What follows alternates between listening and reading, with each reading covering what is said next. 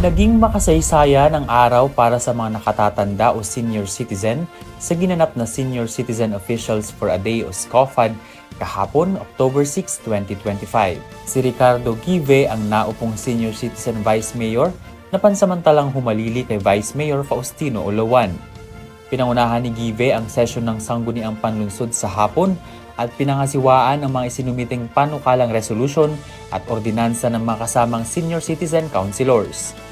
Ang programang ito ay nagbibigay daan sa mga senior citizen na makaranas ng aktwal na pamumuno at pagdidesisyon sa pamahalaan.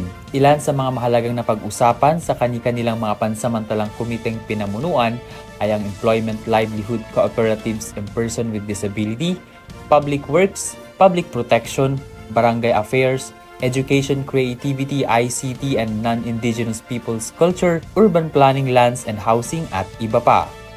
Ang SCOFAD ay bahagi ng pagdiriwang ng Elderly Filipino Week na may layuning bigyang pugay at pagkilala sa kakayahan at kontribusyon ng mga senior citizen sa lipunan. Pinuri ng konseho ang aktibong partisipasyon ng mga nakatatanda sa sesyon na nagpakita ng matibay na paninindigan at kaalaman sa pamahalaan. Ayon kay Give, taon-taon ang ganitong isinasagawa para sa pagdiriwang ng Elderly Filipino Week. This is a yearly activity of the City of Baguio. Not only for senior citizens but also with the Boy Scout.